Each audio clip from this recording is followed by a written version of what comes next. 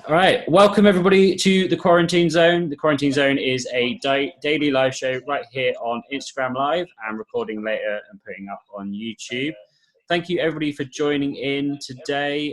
Basically, the idea of the show is that if you're in quarantine, which we all are, or should be at least, then it's a chance to have an hour of a bit of escapism. If you're feeling lonely, isolated, no matter what's happening, at least you can have something to look forward to each day. So yeah, it's a great show where we've had some awesome guests on so far, and that continues today with Johanna, also known as Chick with a Walking Stick on Instagram, which is a great name, by the way. Thank you. So yeah, we are going to dive into a lot more about herself and dive into some of the topics that she's interested in too. If you guys are coming over from her Instagram page, then my name is Ben. I'm a quadriplegic personal trainer and I do live fitness every day at the moment, but also I run a YouTube channel that helps disabled people get fit and healthy. So if you're interested in that, check out my stuff. And for Johanna, I'll let her introduce herself. Whoopsie. It's all right. Hello. It's always the balancing act of trying to get it set up. I know, honestly. Hello, guys. So my name is Johanna. I'm also known as Chick with a Walking Stick. And to this day, I can't believe that username was not taken when I tried to sign up with it. So I'm 25 and have, just recently finished my master's course. Not yet kind of found a proper job yet due to the whole corona situation. So in my head, I think I'm still a student and I'm still trying to hold on to that student mentality for as long as I can, which has been enabled by the lockdown situation, I think. But yeah, no, it's really great to talk to you. I was really pleased when Ben reached out to me. Love his Instagram page. I think it's really, really nice idea. Oh, thank you. Well, thank you so much for joining anyway. Yeah, you're on my list of people that I wanted to get on the show, so I'm glad you accepted. Of course. We're going to be diving into a little bit about all sorts of things today. If you guys have got any questions as we go along, we've got Instagram here, so if you ask the questions, I will write them down if I see them or scroll back up if necessary. But yeah, that's your way of interacting with the show, so pop a question in if you've got it. We'll dive into a little bit about yourself now, dive into a bit more detail. So obviously you've got a walking stick, and you're also sometimes in a wheelchair as well. Do you want to explain to everybody why that is?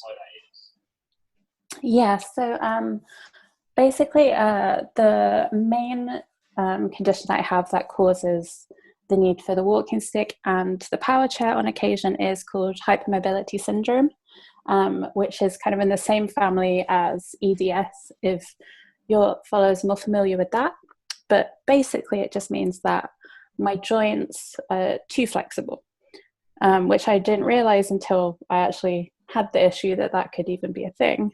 Because I don't know, you kind of imagine people with mobility issues as like being not flexible enough, not being able to move. But my joints do not want to stay put. They want to be free. So that causes subluxations, which are just like partial dislocations.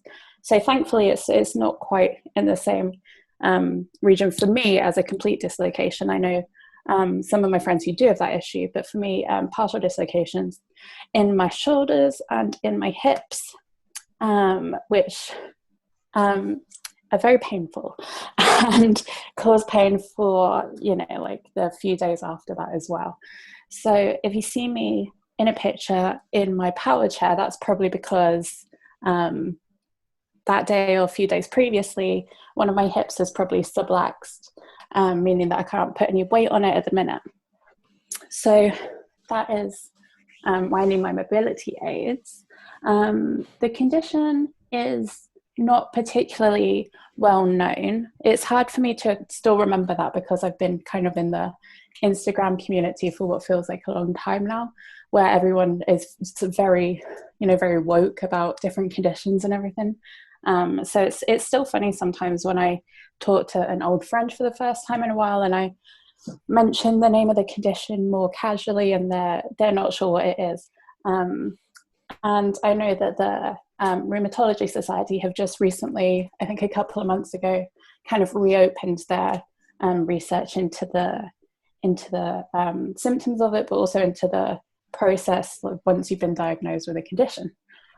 So hopefully that will be a good thing for me and will lead to some more structure, because there's not a whole lot of structure once you have kind of been diagnosed with it, because they can't make you less flexible, pretty much. So I have learned, because it's been about 4 years now. It has honestly taken me about 3 of those years to get into a place where I could manage the condition. And, still sometimes I'm horribly mismanaging my condition, just, I think, because of the type of person I am. But yeah, hopefully they kind of come up with a more universal approach to dealing with hypermobility. You were saying there as well about how it's been 4 years. Is this not something you've been born with then? Is it something that's developed later in life? Right. Well, I didn't know that I was born with it, was the thing. Yeah. And so basically, I, as a teenager and even younger, I was extremely, extremely active. I was like that sporty kid. Every day after school, I do a different sport, every lunchtime. And yeah, it was just my absolute way of life, was to be running around. And then when I remember, like, there was this time when I was 16 and I made a new friend at college, and I thought a really good way to like solidify my bond with this friend would be to show her that I could dislocate my shoulder as like a little trick, And so I did that, and for the first time since I had been doing it when I was like, younger, the pain was just unreal. Like, for the week afterwards, I like couldn't even move my shoulder or anything. And I didn't tell anyone about it. I literally, every day I couldn't move my arm to get ready, but I just hid it from everyone because I felt like it was totally my fault. Like, I was so embarrassed that I'd done that to try and be cool with my 16-year-old friend, And so I didn't tell anyone about it. And then as I continued to do sports, I noticed more and more the pains happening, which at the time I thought were sporting injuries, because why wouldn't I? I knew that I was very flexible. I knew that I could do the splits and do all this crazy stuff with my arms, but to me that was just a positive thing. I didn't realize that could be a negative thing until there was one particular day when I'd had a basketball game and then went out dancing that evening. And then I think that must have been the first time that my hip had come out of its place, because the next day I woke up and I couldn't walk on my leg at all. And so that was probably around age 21. And it's a shame. It's one of those things where, like, it's ironic because I was always like extremely health focused, extremely like activity focused. But it turns out that because I was so active, that when it like got triggered, because it's one of those things where like after it comes out the first time, then it keeps coming out. Because I was so active, then that actually triggered that coming out, and had made the pain more so, and made the condition progress faster. Because the other thing that hypermobility does, where the pain comes from, is that so the joint, basically, because it's moving around so much more in the socket, it's like wearing down more of the cartilage than normal. Yeah, so because I've been so active, it like really progressed everything, because I didn't know that I had the condition. So if I hadn't been active back then I actually would be in a much better position now. But at the same time, it's one of those where like, would you change it if you could? And I don't think I would, to be honest, because I had like the best time doing it. If you'd asked me, in the first year or couple of years, maybe even 3 years after I started having to use mobility aids, every day, then I definitely would have said, yeah, of course I would change everything. But, you know, I'm really lucky, I guess 4 years later, it's taken a while, but 4 years later, I'm kind of in a much better place with it. You know, and that's a lot down to kind of the online communities and stuff, and, you know, like your Instagram page and just all of that type of stuff. Because I didn't know any of that existed when I first started having to use mobility aids. Like I didn't know. I never thought of using Instagram for that type of thing, or to look up accounts like that. But now, yeah, I think they're genuinely really powerful things. And yeah, 4 years later. You sort of came to sort of realization, sort of similar sort of age to what I was when I had my accident. So I'd be interested to hear like what it was like adjusting to using mobility aids, you know, because you're a young girl who's very athletic, and then suddenly you're having to use a walking stick or a wheelchair. What was that like mentally, really, like, because, you know, it's a bit of a transition. Yeah. It was extremely difficult, and like I haven't really spoken about it very much, just because you know, with your friends and family, like you feel like you have to put a good face in it all, and especially at the time when it was first happening. Also because I didn't understand it at the time, and I think that's part of what I'm trying to do, is because like I didn't understand what was happening at the time. I didn't know anything about the condition. I looked at myself and I didn't see a disabled person, so I just didn't know where I was. So I was very confused at the time, and I kept waking up expecting to be better, basically. And that was hard, because then every single day, when it was actually getting worse and worse, you know, I had to like face that all over again, because I still hadn't like accepted or like understood that that's where I was.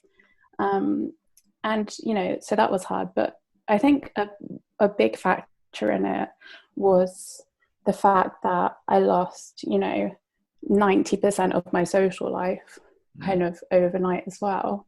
Because I had all of my friends from the basketball team, and it was at uni, so a big part of that was going out. And you know, so I was kind of dealing with the pain and stuff, but then everyone else was kind of getting on with their lives as normal, and I was just still trying to like wait until I could then go and do that. And a couple of times, you know, I pushed myself way too far and just made life a lot worse for myself because I was trying to do that.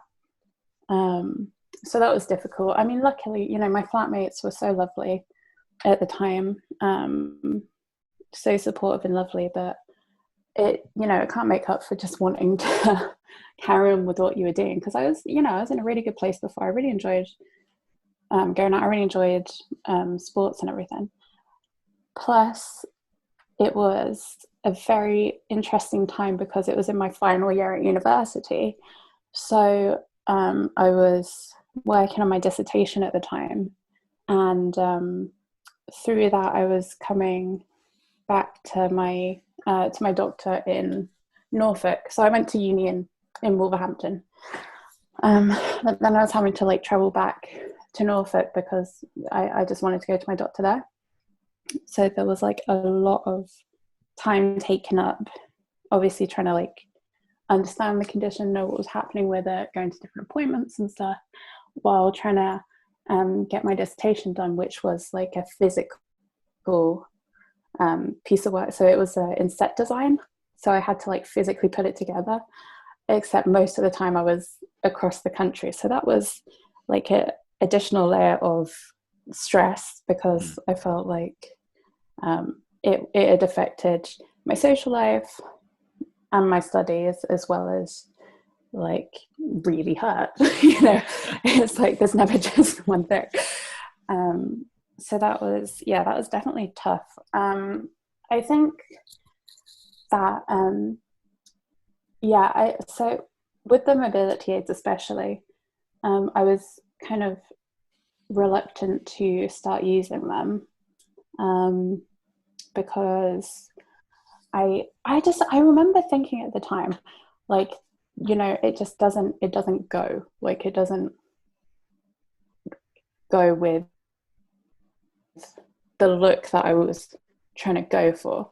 Yeah. And like now I look back on that and I think, like, what's that even mean? But at the time I was trying to be like, you know, the female Troy Bolton, and trying to like rock that. But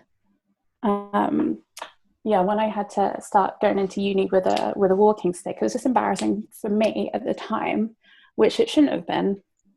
But I think I really didn't like the attention, because then a lot of people, you know, would come up to me, which is fine because like they cared, they wanted to know what was going on. But then I also had a lot of people, I had like one lecturer in particular, he came up to me and he was like, oh, I like your stick.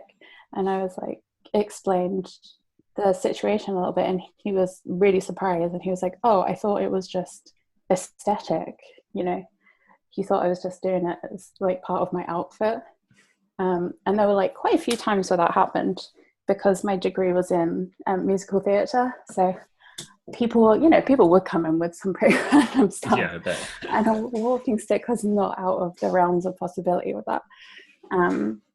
But you know, it was definitely one of the most challenging bits was to just keep explaining to like every new person that asked about it again and again what the situation was, when I didn't even really know what was going on. And you know, they were saying get well soon and I hope to feel better soon, and you know, meaning well, of course, but I had no idea like what if I was going to get better soon. In my head I thought, well, it's like that little part where I was like believing that, you know, everything will just go back to normal one day. But it's a hard thing to respond to when you're kind of thrown into that situation. And yeah, it was very strange. And like at uni, because like I took, like, there were a few days when I didn't go in, when it was like a really bad day, because this was before, you know, we had a wheelchair or anything like that in the early days.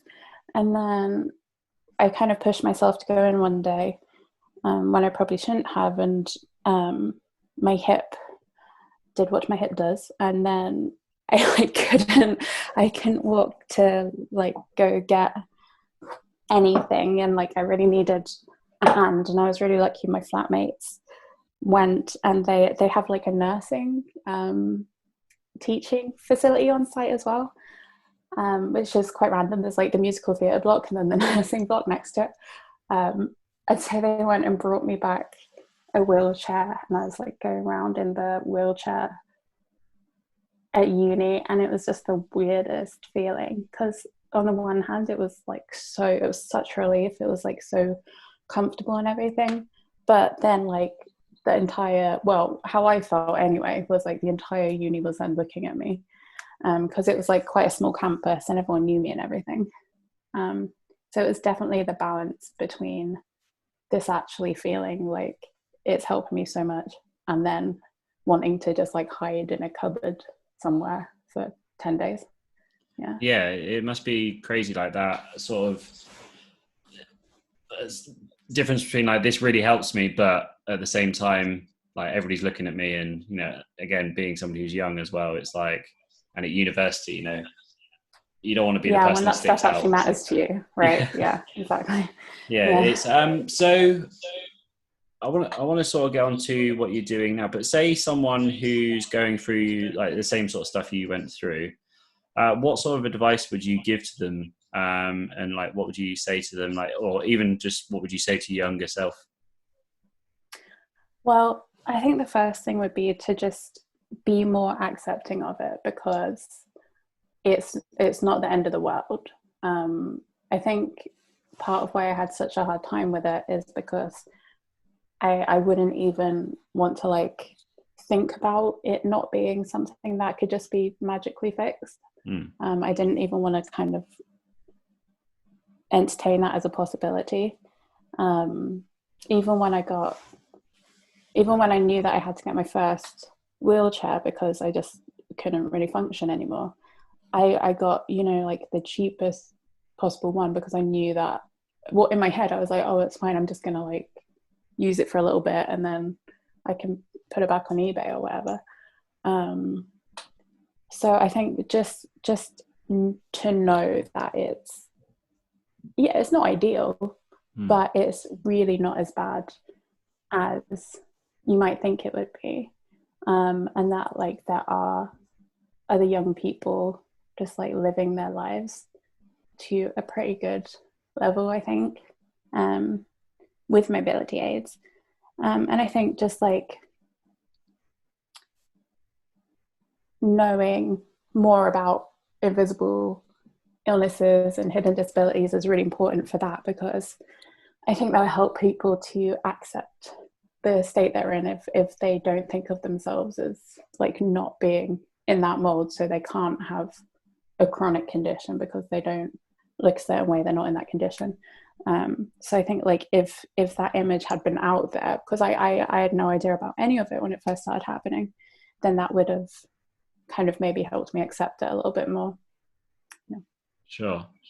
So yeah, that's a good bit of advice, definitely, if someone is going through that same sort of thing. So moving on to sort of what you do now with Instagram, obviously it's not just pretty pictures you're putting up on Instagram. You're trying to like put out a message as such. What's the sort of thing you're trying to achieve with Instagram, and sort of where do you want to take it going forwards? Yeah, so I had been thinking about doing an Instagram for a couple of years. I think the first time I thought about it was maybe about a year and a half ago, when I was scrolling through my personal Instagram feed, and I just became very aware of the fact that in every single picture of me since I was 21, I had been hiding any mobility aid that I've been using. And I hadn't even like consciously been doing that, but then when I looked through it and I realized, oh, this is why people are still surprised when they see me after like they haven't seen me for a while in the street. And then I don't understand like why they're surprised, because this has been my reality for so long. But you know, I hadn't been sharing that reality with anyone. I'd been literally hiding it. And I had, you know, in the past, if I had a good picture of me with a walking stick and a good picture of me without the walking stick, I would just delete the one of me with the walking stick, which was not the most healthy thing to do. Especially like, you know, for me, it was I was just making life a lot harder for myself, and I didn't realize that I was doing that, because I used to get so frustrated, I suppose, if I would go back to, you know, like my old town or whatever, and people would be like, oh my goodness, like what happened? And I'd be, you know, in my head I'd be thinking like, how have you not heard about this? It's been like 3 years. But they couldn't have heard about it. I was actually like trying my best to have that not be the image that, you know, that I was going for. So once I realized that that I wanted to make that Instagram, my new Instagram account, Chick the Walking Stick, just to kind of own that for myself, and my own kind of personal well-being, and just to like not have it happen again when I go into Tesco and someone is floored by me with a walking stick, or especially in a wheelchair. And then shortly after I created that account, I took on my final project for my master's degree. So my master's was in international meetings and events management. And luckily, they allowed me to focus on accessibility in my final project, which was really great. And kind of, it hadn't been done before, even though it definitely should have been done before. So I quickly discovered that there was very little research, because, you know, through my undergrad and through the first year of my master's, it was all stuff that had been, you know, researched before. And I was like very, you know, took for granted just all the information out there, and I would like complain that I had to read so much because there's been so much research done. And then I went on to look at accessibility in the events industry, and I did not have that problem at all. So then I really wanted to, and you can see this if you kind of scroll down to when I was doing my final project, I wanted to kind of share some stuff that I found out about that, which had really surprised me. And so I thought that it would just be a nice idea, kind of dual purpose, to share kind of some fairly troubling statistics that I found with kind of the images of me that I wouldn't have previously shared. And then it kind of evolved a little bit into just trying to put a more positive face, or like put the face that my 21-year-old self would have wanted to see if I had seen an Instagram account at the time when I was going through what I was going through. And I think that I feel like some people might think the account, I look too happy, or it's like too chirpy or whatever. But I think that people who have a chronic illness or a chronic pain will just understand that that is not what it's like all of the time. And that is just trying to make a positive out of a situation which has negatives, but it does also have some, really not negative times. And, I definitely wouldn't want to come across as like too chirpy, or like I don't have any issues or anything like that, because like I say, it has taken me about 4 years to get to the point where I can have more of a normal time. And not only has it taken me 4 years, it's taken getting the power chair has really changed my life a lot. But I really think it's important to show to a lot of people, because there's a lot of people nowadays on Instagram, which I really love seeing, who reach out to me because they have just been diagnosed with something, and so they search hypermobility or whatever. And I think it's really important that when they do search hypermobility, I really like to think that the positive image will come up, and that they won't be scared and they won't be upset by what they see. Although, of course, that's not to say, don't share your truth. If you're having a bad day, share that. That's absolutely fine. I just think I'm just sharing what I would have liked to have seen when I was in my final year at uni. Yeah, that's definitely important. Showing like the positive sides of it all. Just because, if someone's going through it and they're searching for that stuff, they might be having a hard time, and they might not see that there is good stuff out there. But seeing someone putting out the positive stuff definitely would help someone. So it's awesome what you're doing. So keep on doing it. Thanks. Yeah. Appreciate that. So I had a question going in, somebody asked there as well. I'm going to ask the same sort of thing. Obviously being a young woman as well, dating is obviously a thing in the world that we do as humans.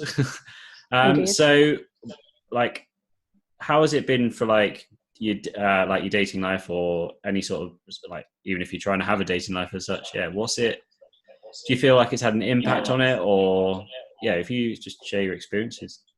Yeah, definitely. I think it brought up some biases that I didn't particularly know existed before, but even from the most well-meaning people.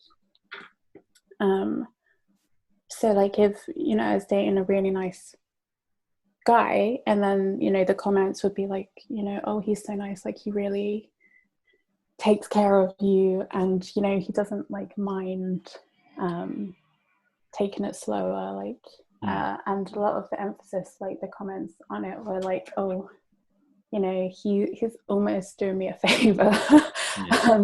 Like not minding dating me a lot of the time. And then I don't know. Yeah, it's a strange question. I hadn't really thought about it before. So I do have a partner at the minute, and I am very lucky. But it's one of those things where like he knew me back at uni, so we haven't been dating since I was at uni, but because he knew me kind of when I was a sporty, that guy, I definitely had some insecurities about kind of showing like not that side to it. And I think definitely for a long time, I think we started dating about probably two years ago. Yeah, about 2 years ago. I was still trying to hide a lot of the kind of struggles from it. Because like I'm very aware that, well, no, that's not true. At the time, so, well, what would I have been? 23. Still as a 23-year-old, I kind of thought that, guys would have just like wanted kind of the chirpy, upbeat, person. But that was what I was given out at uni, like that persona. So I was definitely like worried about kind of being more vulnerable with that, because also I had some negative experiences with guys that I dated before who just didn't understand. It wasn't necessarily malicious, but there was one guy that I was dating, and he was like, he literally said, do you want to climb that mountain with me? And I was like, I don't think I could do that. He was like, oh, but like maybe when you're feeling a bit better, we can go and climb the mountain. And I was like, I don't know. And he was like, well, okay, fine, I'll have to do it myself. And I was like, I'm not telling you have to go climb a mountain yourself. I would love to go and climb the mountain with you, but there are other activities that might be a little bit more suitable.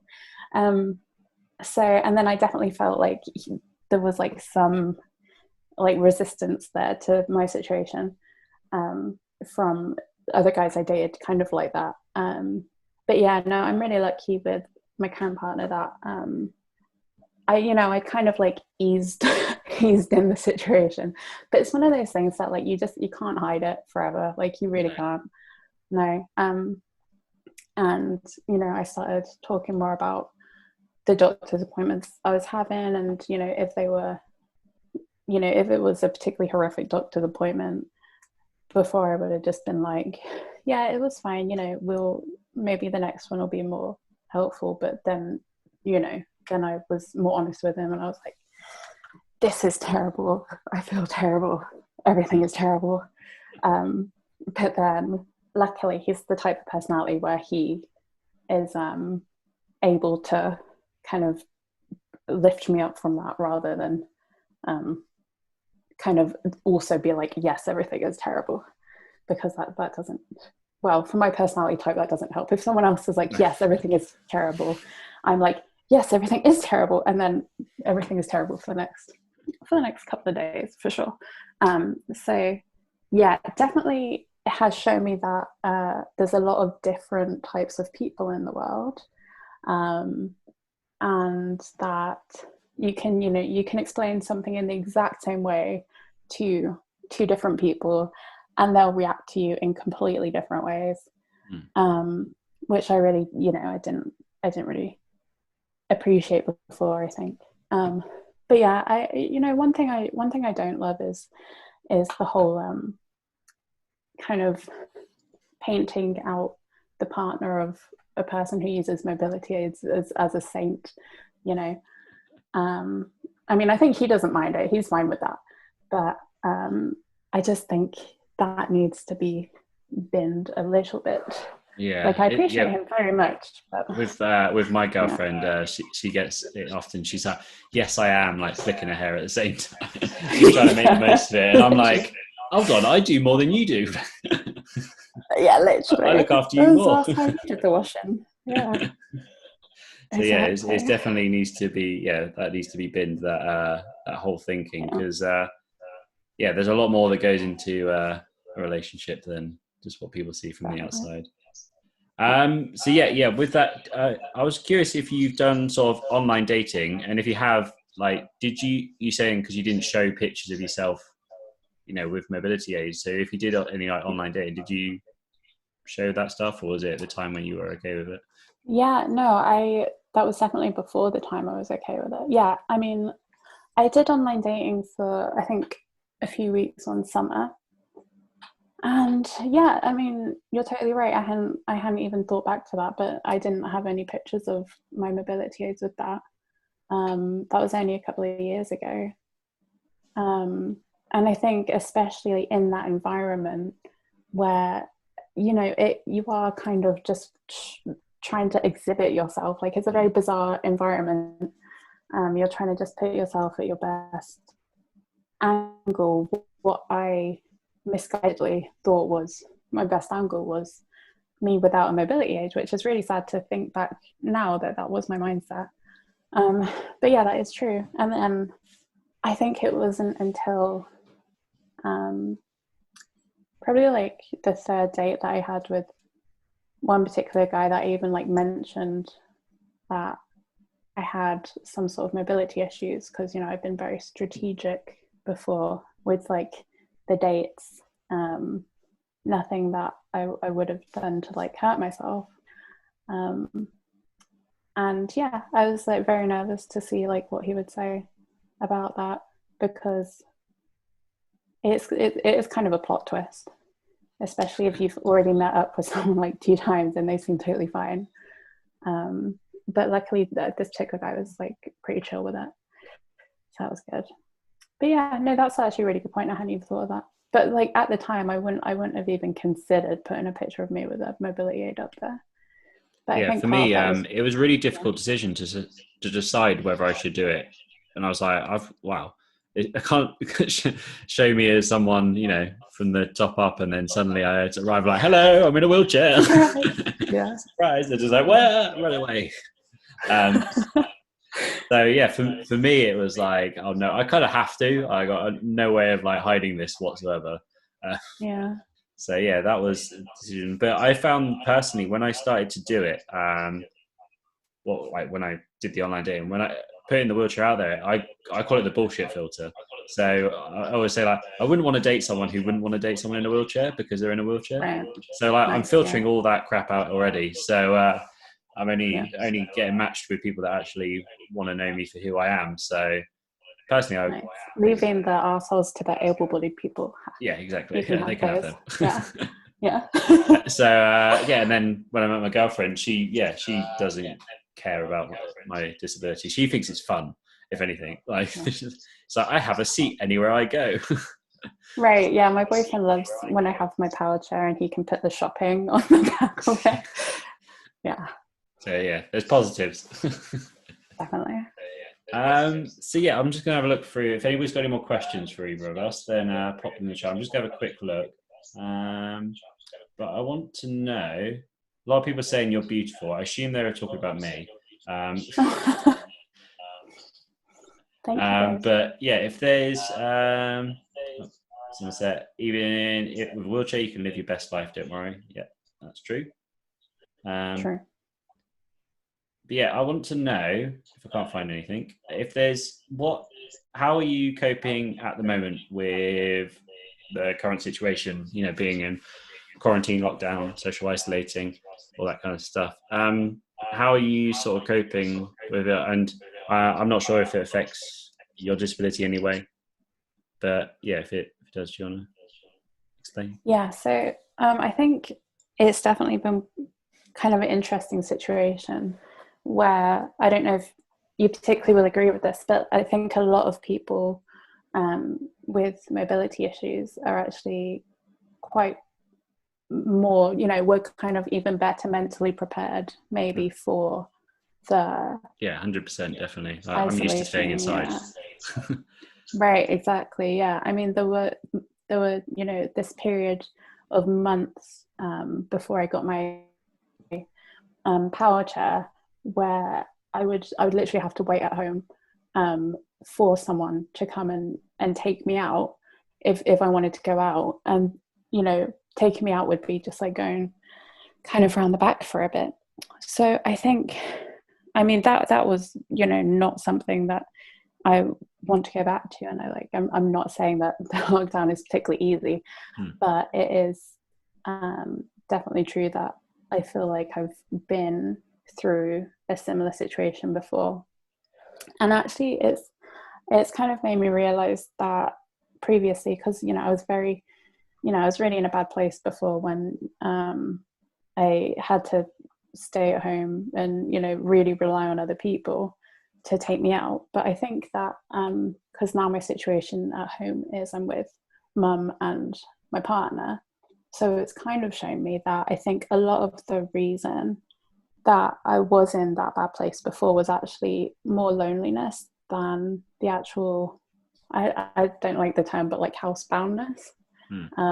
Because I feel like this, you know, this time actually having like company with me and us all being in that same boat, not that, you know, I'm wishing it on everyone, but it is, you know, a lot easier to go through it when you do have people with you than when you're just sat on your own. Welcome to my world.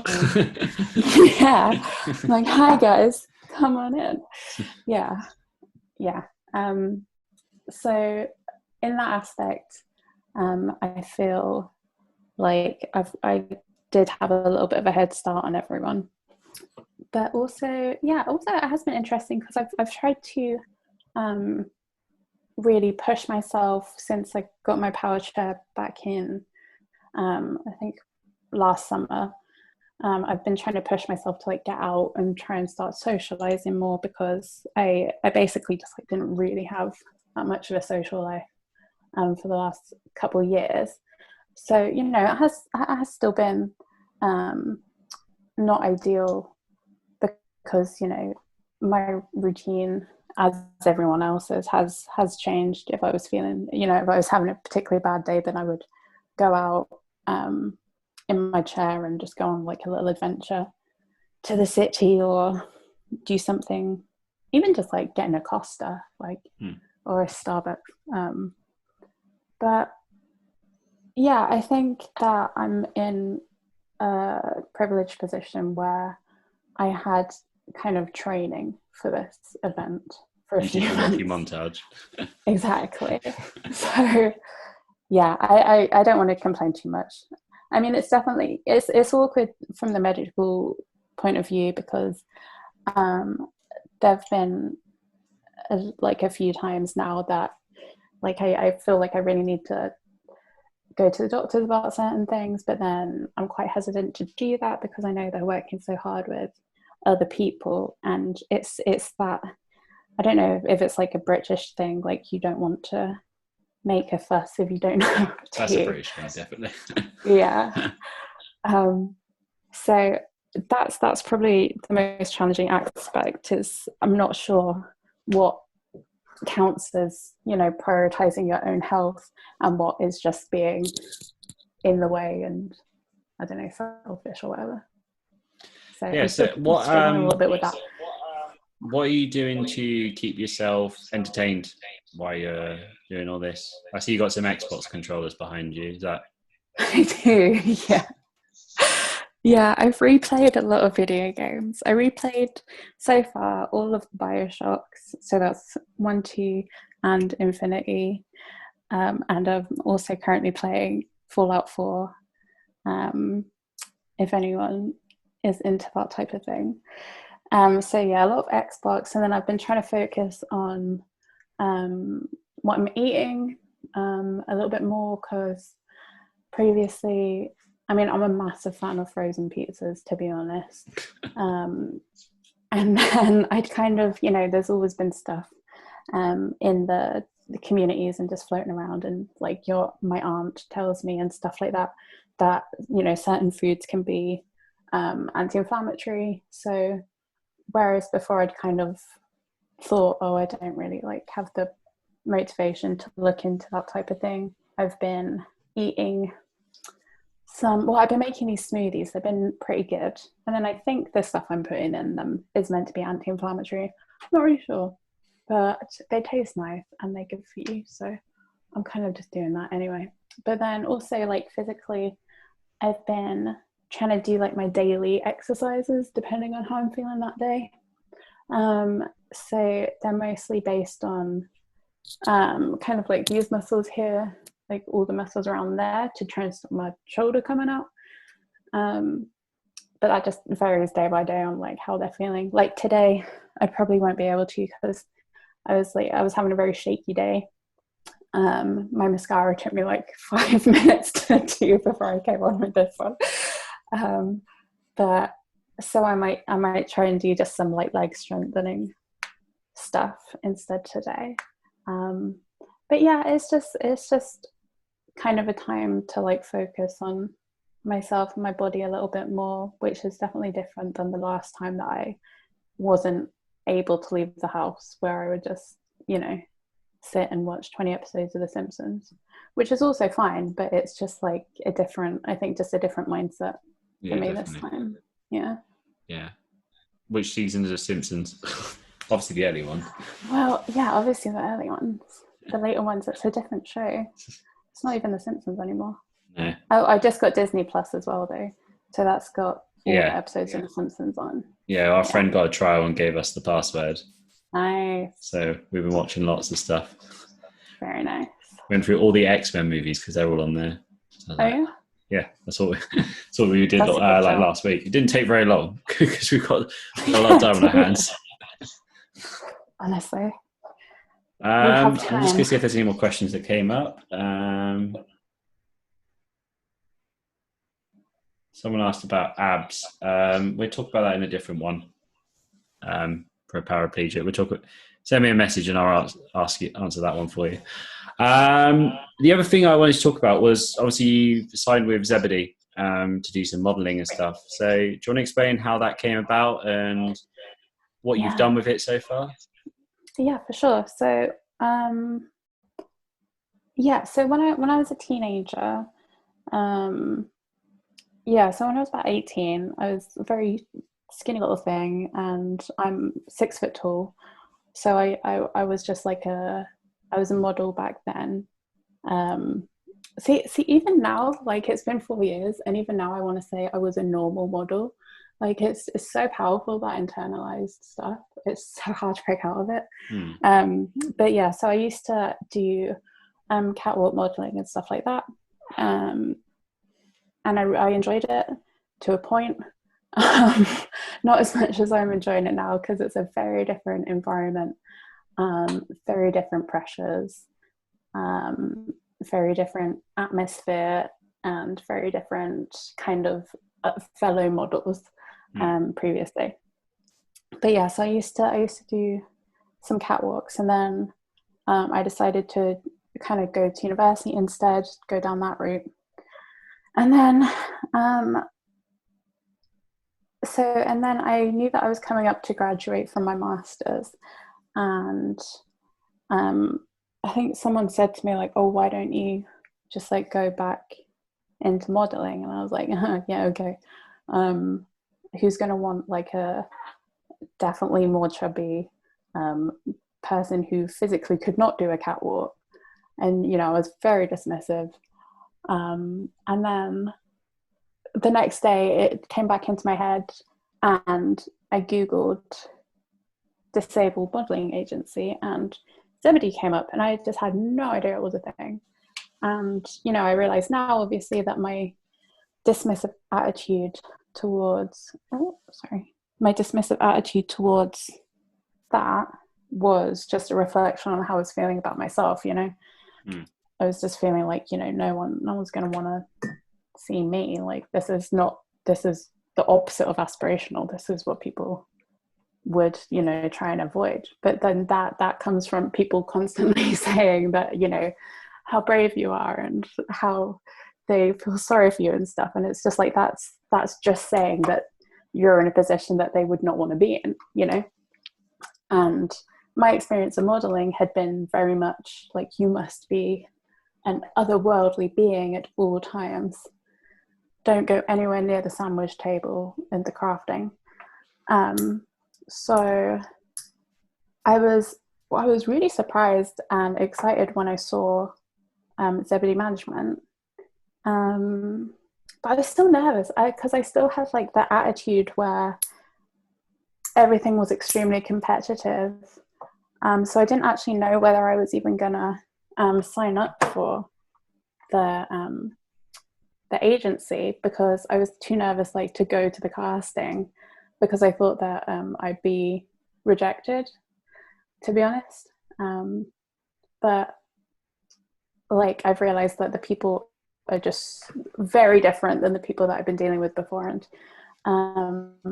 the atmosphere is just so much nicer. It's just from such an accepting place.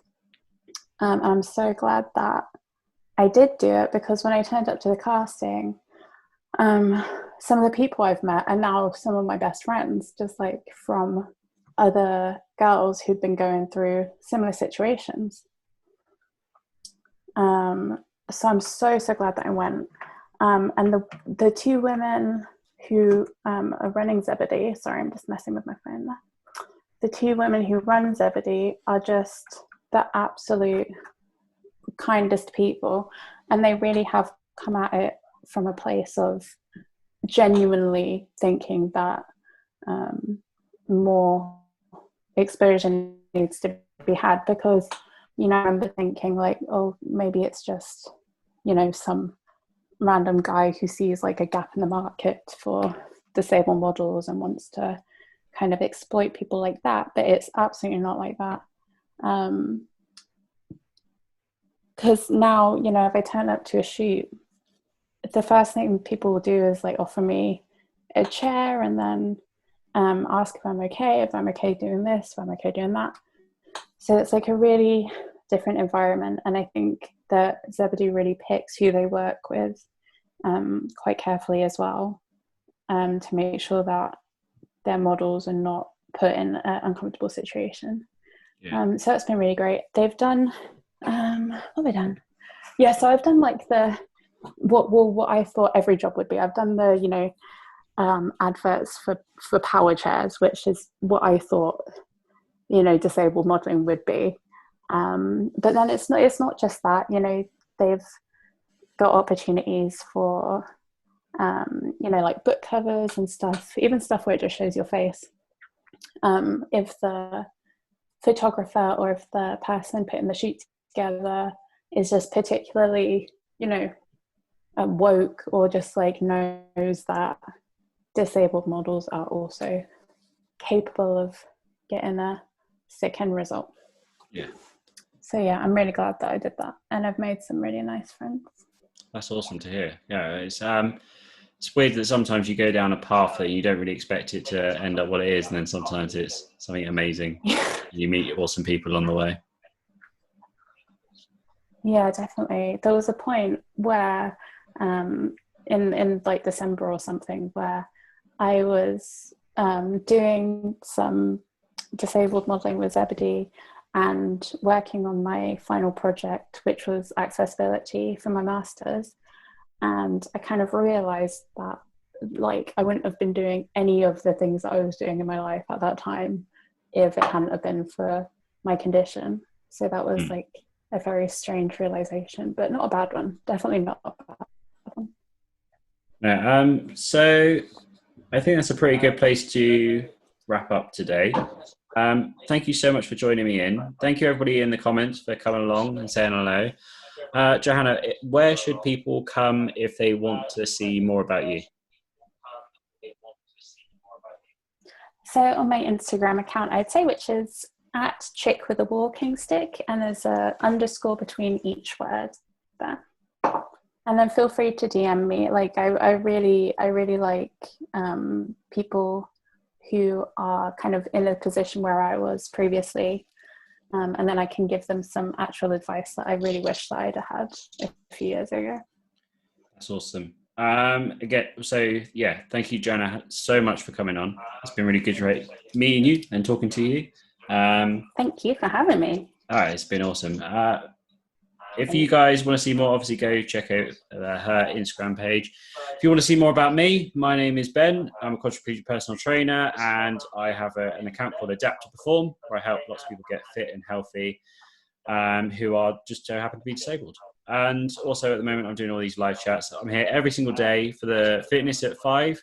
That's British summertime. And then at 6 p.m. every day, apart from Monday and Thursday, I do interviews with awesome people. Again, thank you so much for joining, everybody. And I'll see you tomorrow. Bye, everyone.